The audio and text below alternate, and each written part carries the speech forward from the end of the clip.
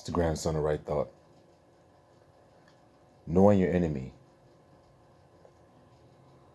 So, your enemy is a serpent. A serpent.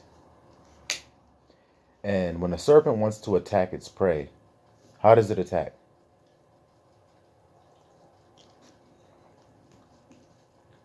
Does a snake just walk in, kick in the door, making a bunch of noise, slamming shit around, grab it, slam it down, and then bite it and start eating it? No, it doesn't. It sneaks in slowly.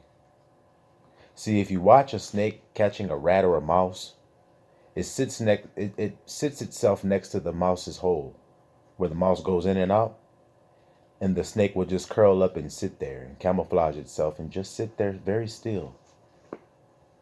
Sometimes for days. The mouse is running back and forth. Sometimes he's running right on top of the snake's body. He doesn't even realize it. Until snatch! That serpent strikes when that mouse or that rat is not paying attention when he least expects it. He's went by there so many times he feels comfortable. He's not expecting anything to happen. And the same goes with your enemy. See, he's the most subtle of the field. You see, he's the most subtle beast of the field. He sits silently, moving in closer, closer, closer, slowly, closer and closer, slowly moving in before he attacks. Letting you go right by, you're looking, that's nothing, there's nothing dangerous. You do that for 3 or 4 days, sometimes a week. Oh, that's nothing dangerous. You walk out that last day, snatch. And that's what your enemies have been doing to you, setting you up for the kill. All of the things that they're having you do, the social distancing, the step 6 feet apart, the putting the mask on. See, this is what you do with children. Remember school? Single file line. Get in line and stand so far apart from each other and put your hands down to the side and stand like this. And then when the bell rings, turn and go into this classroom and sit in your desk here and put your name tag on your desk there. And remember all that shit? They keep you in line. They're doing it again to you. See, that's because that's what serpents do. They don't just smash you with it. They don't just hit you with the attack because they don't want you to understand where the attack came from. They don't want you to know that it's them that's attacking you. So they do it slowly. Yes, just step a certain amount of distance from each other. They're just doing it to see if you'll do it, to see if you'll obey. Or in the case with the snake, he's next to the hole, seeing if the mouse will notice it and move. Oh shit, there's a fucking snake. Let me get the hell out of here. Or will he just come out and just go, la dee dee dee, going off to another night and see what's going on out here? Didn't even notice the snake sitting there lurking in the shadows.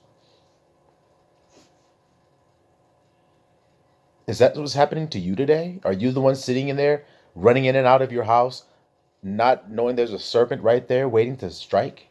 He's now at your doorstep. He's literally right there, his tongue shooting in and out of the door, waiting to devour.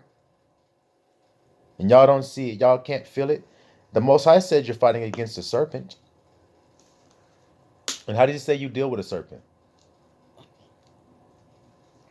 You crush him on his damn head. You don't try to grab him and wrestle with him and all that shit. No, you let his ass crawl on the ground. You go over there and stomp on his damn head. Jump on that bitch with both feet if you can. Jump on the back of his damn skull with your heel. That's what nature would do. Soon as you see him, oh shit, slam, crunch, squish, brains. See? Because if you give him any leeway, he's just going to attack you when you're not paying attention. That's what serpents do. So, are there serpents in your life who have been inching their way closer to you, and inching their way closer into your life, and inching their way closer into your life, waiting to strike, to put that venom in you, to put that poison in your veins? Y'all better wake up today and realize what's going on. Like I told you, the times that you're living in and who your enemies are. Recognizing them, knowing the trees that you're looking at by the fruit that you see on the trees.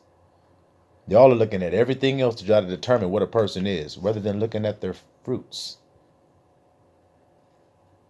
And y'all can't look at the fruits because you don't have no word to gauge what you're looking at on. You don't have no litmus test, a truth test. You don't have one because you can't compare what they're doing with truth. You don't have truth. So you can't see the serpent there. You think it's just a bundle of leaves. You see, you think it's a couple of stones up there. No, it's a curled up serpent waiting to strike your ass when you least expect it. See, that's what truth allows you to see. Oh, hell, that ain't no damn rock. It's a fucking serpent. Ain't no damn leaves. That's a fucking snake in there. Oh, shit. Crush his ass. You see? Because that's how he does. That's how he attacks. Anybody who knows anything about serpent realizes that the serpent is there before they realized it. They're like, oh shit, there's a damn snake. Before they realized that he was there. Moving silently, crafty, sneakily. So that he can strike and put his venom in you when you ain't looking. Setting you up for the kill. That's what he likes to do. When you're dealing with a murderer, that's what they like to do. They like to have, see, murderers like to have fun when they murder. Some people murdered out of all kinds of reasons why they did it. Some was self-defense, some was love, some was protecting another person, some was giving up themselves for another person, self-sacrifice. And then there are some people who murder just because they like to murder. See, they love to kill. Those are the people that like to set the murder up, set it up real nice and good. I saw a video one time. It was these soldiers. Not to speak ill and will of any soldier, because I got much respect for any soldier, see?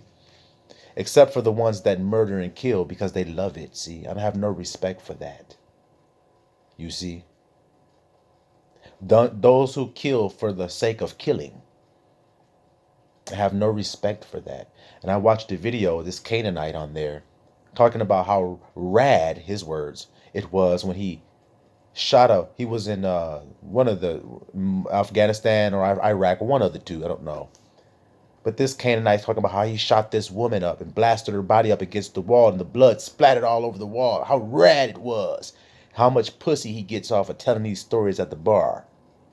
Of all the killing he's done. He just bragged about killing a woman. Splattering her body up against the wall with his machine gun. How rad and exciting it was. And how he gets all this pussy off of telling these stories of how he's murdered people. Nowhere in that story was he talking about he was defending anything. He was standing for anything righteous. He was defending anyone he loved. He did it for the ego of killing. To murder in a cowardly way. How was it rad to spray a woman up against the wall with a projectile weapon that you or yourself are standing behind of it? How does that make you feel pride in yourself and what you've done? Because you're a goddamn Canaanite, you see.